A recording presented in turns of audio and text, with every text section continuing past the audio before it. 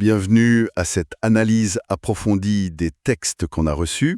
Aujourd'hui, on plonge vraiment au cœur d'une question théologique fondamentale. Oui, bonjour. Pourquoi la seconde personne de la Trinité, donc Dieu le Fils, a pris forme humaine en Jésus-Christ? L'incarnation, quoi. C'est ça. Nos sources, ce sont des commentaires bibliques variés qui s'appuient sur l'Épître aux Hébreux surtout, mais aussi les psaumes, Isaïe, les évangiles. Hmm. Donc, notre but, c'est de suivre un peu la logique de ces textes. Pourquoi cette nécessité d'une nature humaine?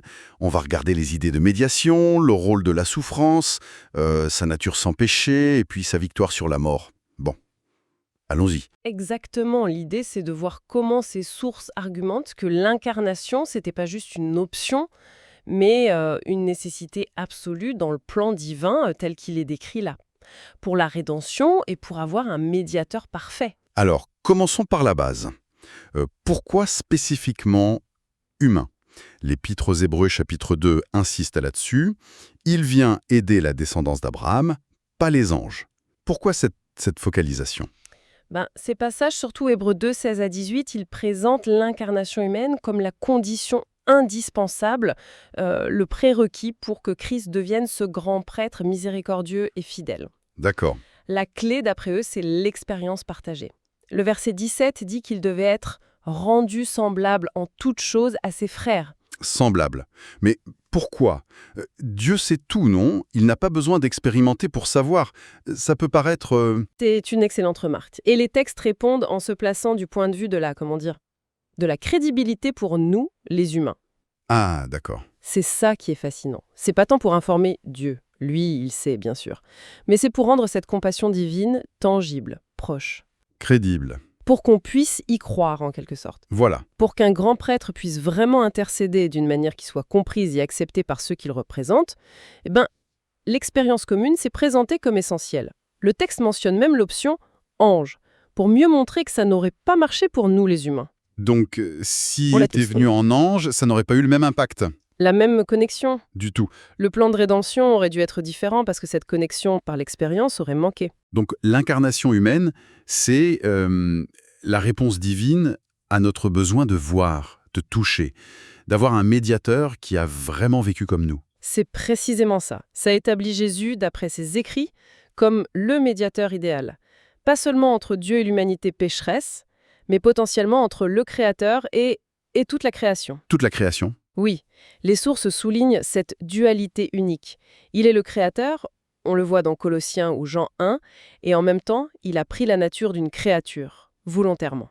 Du coup, ça lui donne une capacité de médiation unique. Il comprend les deux côtés. Il est les deux. Et là, ça devient vraiment intéressant. Parce que si l'expérience humaine est clé, les textes insistent énormément sur l'intensité de cette expérience, surtout la souffrance, les émotions. Ah oui. C'est pas une humanité superficielle. On a des exemples forts. Le cri sur la croix. « Mon Dieu, pourquoi m'as-tu abandonné ?» L'angoisse à Gethsémané. Luc parle même de sueur comme des gouttes de sang. Oui, Marc aussi décrit son âme triste jusqu'à la mort. C'est très fort. Et il n'y a pas que la souffrance. Non, Non, les sources rappellent aussi ses larmes pour Lazare en Jean 11. Une tristesse, une empathie profonde. Mais aussi la joie. En Luc 10, il exulte de joie par l'Esprit Saint. ah oui, c'est vrai. Et même la colère. La sainte colère quand il chasse les marchands du temple. Donc toute la gamme des émotions humaines. Exactement. L'image, c'est celle d'une humanité complète, vulnérable même. Mais alors la grande différence, c'est le péché. Hébreux 4.15 est formel. Tenter en toute chose comme nous, mais sans péché. Comment les textes expliquent ça? Vivre tout ça, la faiblesse, la tentation, sans jamais craquer. C'est le point absolument crucial qui le différencie. Il a partagé notre faiblesse, notre condition humaine après la chute.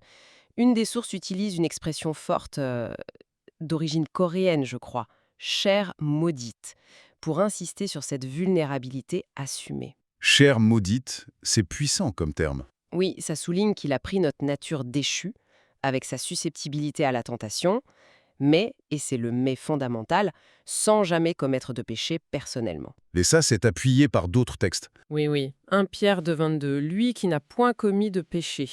1 Jean 3,5, il n'y a point en lui de péché. Hébreux 7,26 le dit, saint, innocent, sans tache. Et Jésus lui-même qui demande, Qui de vous me convaincra de pécher en Jean 8 ? Donc, cette absence de péché, plus l'expérience de la souffrance, c'est pas juste pour l'empathie ou pour nous donner un modèle. Ça a un rôle plus actif, presque technique dans le plan de salut. Tout à fait. Si on relie tout ça, sa souffrance est liée à son apprentissage de l'obéissance. Mais attention, l'obéissance en tant qu'humain. C'est Hébreux 5, ça. Oui, versets 8 et 9. Bien qu'il fût fils, a appris l'obéissance par les choses qu'il a souffertes. La nuance est capitale et les commentaires insistent dessus. Quelle nuance. En tant qu'humain, dans cette chair maudite, résister aux désirs contraires à la volonté du Père, ça demandait une vraie lutte, intense. Une lutte... Oui, Hébreux 5,7 parle de grands cris et de larmes pendant ses prières. L'obéissance n'était pas automatique.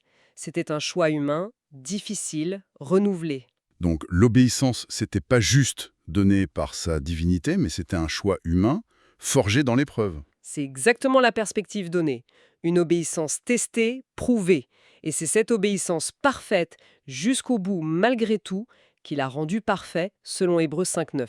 Parfait, au sens d'accompli pour sa mission. Voilà, pas moralement parfait, il était déjà, mais qualifié, accompli comme sauveur. C'est comme ça qu'il est devenu l'auteur d'un salut éternel pour tous ceux qui y obéissent. Son expérience humaine active, c'était le moyen même du salut. D'accord. Et ça nous mène à la conséquence de cette vie sans péché. La victoire sur la mort. Comment les sources font le lien, précisément? Le lien est direct, causal. Le péché, c'est ce qui donne son pouvoir à la mort, son aiguillon. L'aiguillon de la mort. Oui, Jacques 1,15 dit « Le péché, étant consommé, produit la mort ». Et Paul, en 1 Corinthiens 15,56, « L'aiguillon de la mort, c'est le péché ». Donc la logique suivie est simple. Si le pouvoir de la mort vient du péché, Alors, quelqu'un sans péché ne peut pas être retenu par la mort. livrant des liens de la mort parce qu'il n'était pas possible qu'il fût retenu par elle. Pas possible. C'est fort. Oui, cette impossibilité n'est pas juste physique, elle est légale, spirituelle. La résurrection devient la preuve logique de sa victoire sur le péché et donc sur la mort. Romains 6,9 le confirme. Christ ressuscité ne meurt plus, la mort n'a plus de pouvoir sur lui. C'est définitif. Alors qu'est-ce que ça implique concrètement pour les croyants? Puisque eux ne sont pas sans péché. Comment sa victoire les affecte? Eh bien, ça fournit deux choses. Un modèle et une source de puissance. Le modèle, c'est l'obéissance de Jésus. Jusqu'à la mort, porter sa croix. On est appelé à suivre cette voie. Mhm. Et c'est plus qu'un exemple. Sa victoire a obtenu quelque chose pour nous. Hébreux 2, 14, 15 est très clair. Par sa mort, il a pu détruire celui qui avait la puissance de la mort, c'est-à-dire le diable, Détruire le diable. et délivrer tous ceux qui, par crainte de la mort, étaient toute leur vie retenus dans la servitude. Donc, une libération de la peur de la mort. Comment ça marche? Les sources font une distinction intéressante. La fausse mort et la vraie mort. Fausse mort et vraie mort. Oui, la fausse mort, c'est la mort physique, la fin de la vie ici, parfois décrite comme un sommeil. La vraie mort, c'est la séparation éternelle d'avec Dieu à cause du péché. D'accord. Et la victoire de Christ libère de la peur de la vraie mort. Et du coup, paradoxalement, ne plus craindre la vraie mort donne le courage d'affronter la fausse mort, la mort physique, sans cette terreur qui paralyse. Donc, accepter la fausse mort, le renoncement, l'obéissance, c'est le chemin vers la vraie vie. C'est l'idée présentée. Embrasser cette fausse mort devient le chemin vers la vie éternelle. Ce qui nous ramène à sa position unique de médiateur. Si on résume, pleinement Dieu, sainteté, puissance, et pleinement humain, faiblesse, tentation, souffrance, mais sans péché. Oui, c'est cette jonction unique, cette double nature en une personne qui fait de lui le médiateur parfait, le seul possible selon ces textes, entre Dieu et l'humanité, et même entre Dieu et toute la création touchée par le péché. Pourquoi? Parce qu'il peut parfaitement représenter Dieu auprès des hommes, il est Dieu, et il peut parfaitement représenter les hommes auprès de Dieu. Il est devenu homme, il a vécu notre condition, il fait le pont. L'incarnation, c'est donc bien plus qu'un sauvetage ponctuel. Oh oui, beaucoup plus. C'est présenté comme l'entrée stratégique de Dieu lui-même, dans sa seconde personne, au cœur de la création pour régler le problème du péché à la racine. Pas juste effacer les péchés passés. Non, le but ultime, souligné par certaines sources, c'est même d'éliminer la possibilité de pécher pour les racheter. D'où la signification de son nom, Jésus, Yeshua, en hébreu. Yeshua, le Seigneur et salut. Oui, ou comme une analyse le détail, celui qui est YHW est salut. Son nom même contient cette promesse de salut total. L'incarnation vise une restauration complète, une perfection où la communion avec Dieu est non seulement rétablie, mais garantie pour toujours. Bon, si on essaye de synthétiser tout ça, les textes qu'on a regardés présentent l'incarnation de Jésus pas comme une option, mais comme une nécessité absolue, logique et pratique.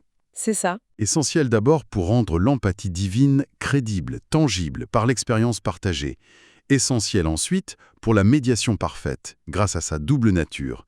Et essentiel enfin comme chemin de victoire sur le péché et la mort, par une obéissance forgée dans la souffrance humaine. Tout à fait. Et ce qui ressort, c'est cette tension intéressante.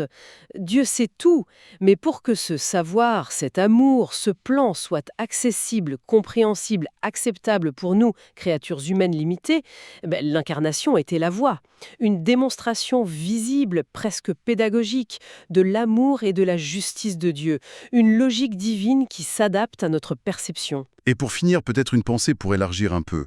Les textes insistent sur accepter la croix, affronter la fausse mort, souffrance, renoncement, c'est le chemin vers la vraie vie, la libération.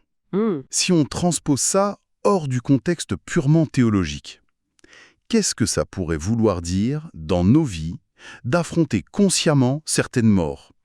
Fin de relations, d'habitudes, d'illusions. Ces fausses morts, souvent douloureuses, pourraient-elles être, comme le suggèrent ces textes, des passages nécessaires vers plus de liberté, de renouveau, une transformation plus authentique? C'est une question profonde, oui. Une question qui résonne bien au-delà de nos sources du jour, en tout cas.